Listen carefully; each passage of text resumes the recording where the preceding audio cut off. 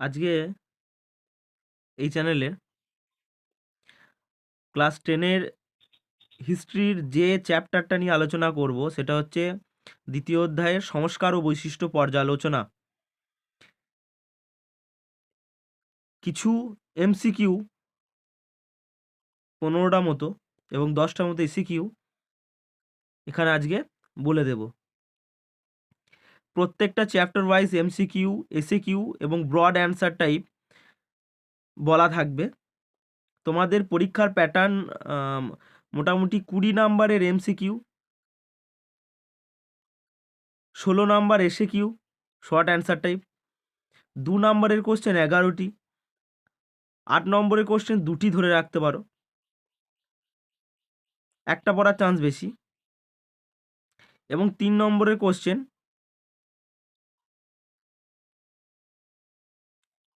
কিছু পড়বে ওখান থেকে। ইতিহাসের ধারণা এবং সংস্কার বৈশিষ্ট্য ও পর্যালোচনা ফার্স্ট চ্যাপ্টার এবং সেকেন্ড চ্যাপ্টার। ফার্স্ট চ্যাপ্টারটা আজকে বলছি না, সেকেন্ড চ্যাপ্টার আজকে কিছু কোশ্চেন এখান থেকে তোমাদের বলতে শুরু করছি, সেগুলো একটু শুনে নেবে। প্রথম সংস্কার এবং বৈশিষ্ট্য ও পর্যালোচনা থেকে মাল্টিপল চয়েসের যে কোশ্চেনগুলো থাকবে, আমার নিজস্ব যে কোশ্চেনগুলো দাগিয়ে রেখে দিয়েছি, যে বইটা আমি প্রেফার্ড করি সেই বইটা থেকে দাগিয়ে আমি বলছি, না দেখে তো বলা সম্ভব নয়। কিছু এখানে কোশ্চেন আমি দেখে তোমাদেরকে বলে দিচ্ছি। এত কোশ্চেন 12-13টা 15টা কোশ্চেন, কী কী কোশ্চেন দাগিয়ে রেখে দিচ্ছি এগুলো মনে করা সম্ভব না, তো আমি এখান থেকে তোমাদেরকে বলে দিচ্ছি। নীলদর্পণ নাটকটি কে রচনা করেছিলেন? কলকাতা বিশ্ববিদ্যালয়ে প্রথম বিএ পরীক্ষা অনুষ্ঠিত হয় কবে? সর্বধর্ম সমন্বয়ের আদর্শ প্রচার কে করেছিলেন? নীলদর্পণ নাটকে ইংরাজি অনুবাদের প্রকাশক কে? সতীদাহ প্রথা কত সালে রোধ হয়? ইয়ং বেঙ্গল বা নবব্যঙ্গ গোষ্ঠী কাদেরকে বলা হতো, মানে কাদের অনুগামীদেরকে বলা হতো? দ্য রিফর্মার পত্রিকার সম্পাদক কে ছিলেন? দীনবন্ধু মিত্রের নীলদর্পণ নাটক একটি কি? রেনেসাঁ শব্দটি হলো একটি কি ধরনের শব্দ? আচ্ছা, এই কোশ্চেনগুলো যদি তোমাদের পিডিএফ আকারে লাগে, তা আমার লেখা যে খাতাটিতে কোশ্চেনগুলো রয়েছে বই থেকে তোলা, সেটা যদি তোমাদের পিডিএফ আকারে লাগে, উত্তর সমেত তোমরা পেয়ে যাবে, সেটা আমাকে কমেন্ট সেকশনে জানাতে হবে। যত মত তত বধ বলতে শ্রীরামকৃষ্ণদেব কি বোঝাতে চেয়েছেন? চুঁইয়ে পড়া তত্ত্ব কে প্রচার করেন? এটা খুব সোজা জিনিস, চুঁইয়ে পড়া শিক্ষানীতি যেটা বলা হয়েছিল, চুঁইয়ে পড়া তত্ত্ব একই জিনিস। টমাস ব্যাবিংটন মেকলে, এই জিনিসটা আশা করি জানার কথা। হুতুম প্যাঁচা কার ছদ্মনাম?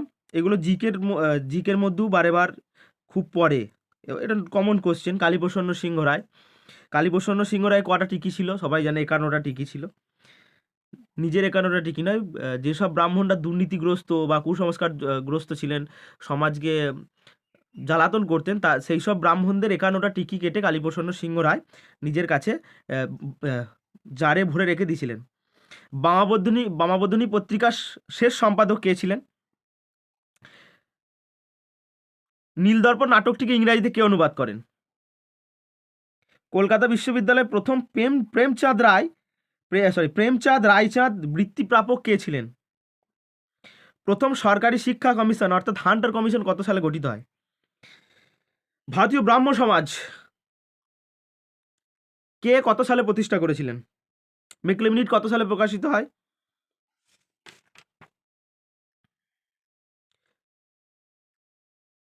স্ত্রী শিক্ষা না হলে আমাদের পশু জন্ম ঘুচবে না, এ কথা কে বলেছিলেন? হিন্দু প্যাট্রিয়ট পত্রিকার সম্পাদক কে ছিলেন? হিন্দু কলেজ প্রেসিডেন্সি কলেজ নামে পরিচিতি লাভ করে কত সালে? বামা বধূনির বামা আসলে কারা? বামা বধূনী পত্রিকার সম্পাদক কে ছিলেন? কলকাতা মেডিকেল কলেজ কত সালে প্রতিষ্ঠা হয়? বিধবা আইন কোন বৎসর পাশ হয়? এশিয়াটিক সোসাইটির প্রতিষ্ঠাতার নাম কি? শব্দকল্পদ্রুম বইটির লেখক কে ছিলেন?